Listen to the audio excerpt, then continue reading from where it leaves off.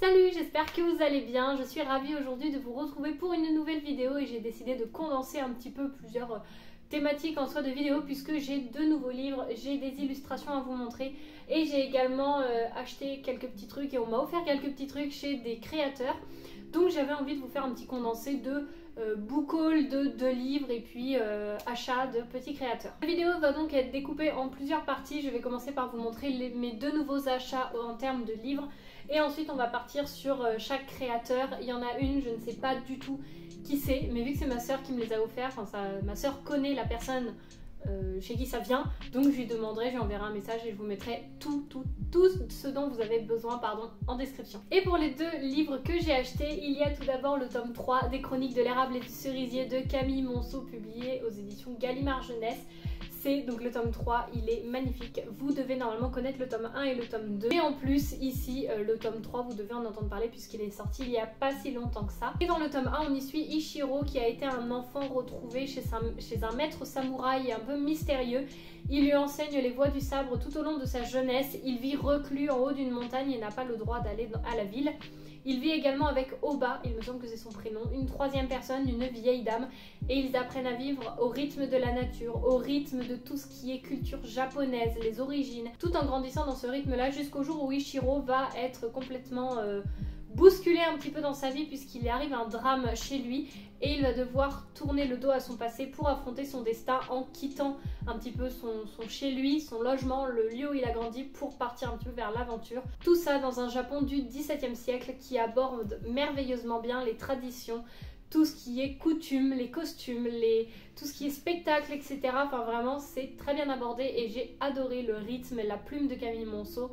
Je n'ai pas encore lu le tome 3 mais ça ne saurait tarder. Et le deuxième livre que j'ai acheté, c'est pas réellement un roman, je l'ai trouvé d'occasion, mais c'est tout simplement un livre sur les contes de Perrault. Je ne sais pas trop, ah bah il y a encore l'étiquette d'où je l'ai acheté. Je ne sais pas trop quelle est la maison d'édition, mais en tout cas je vais vous montrer, bon j'enlèverai l'étiquette plus tard parce que là ça s'enlève mal.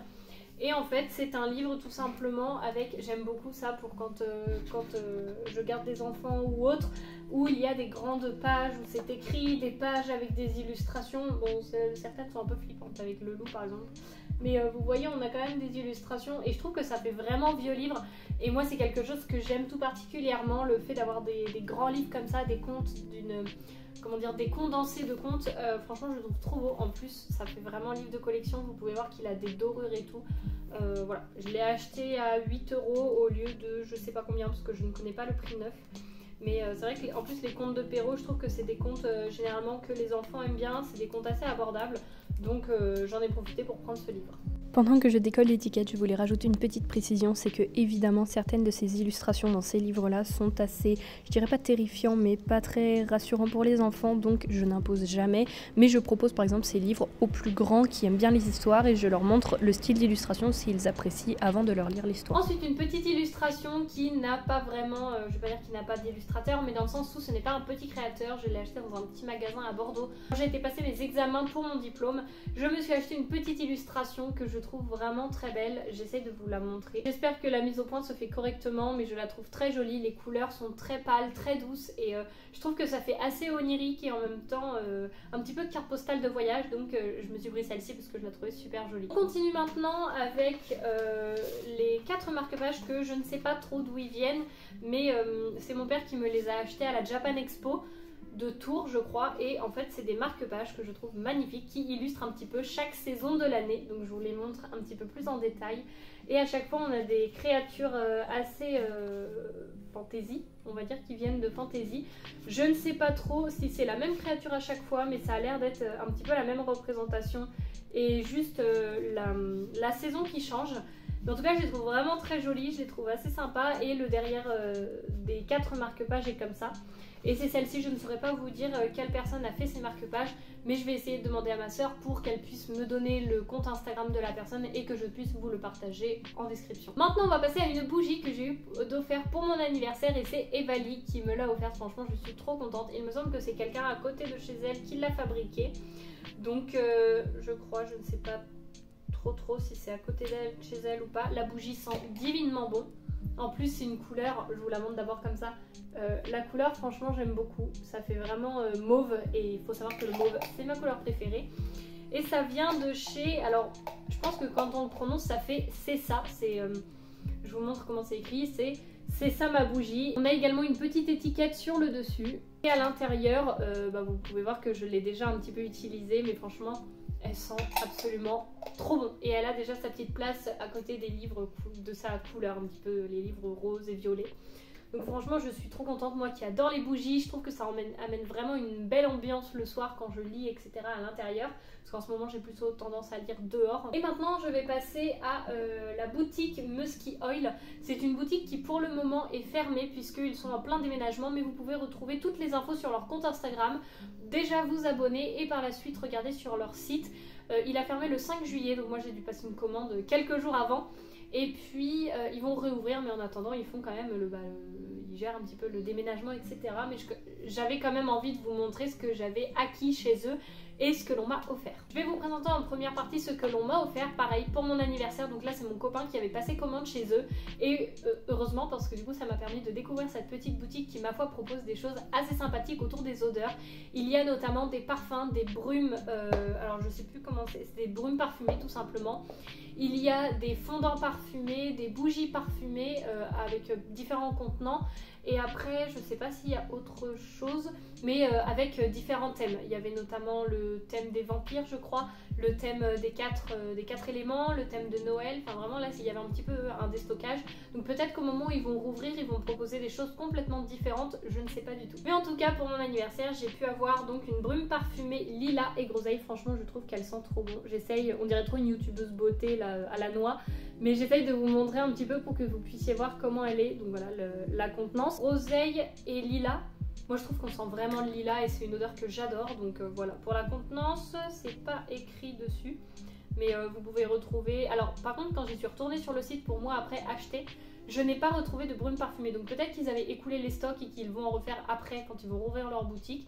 Mais c'est vrai que moi quand j'ai passé commande, je n'en ai pas trouvé. Ensuite, donc avec... Ça c'était pour la commande. Donc avec, j'ai eu un petit fondant. Je ne sais pas trop. Je pense que c'était un petit échantillon ou quelque chose qu'ils ont mis en cadeau dedans. Et je vous avoue, je le pose sur mon bureau. J'ai une espèce de un petit plateau.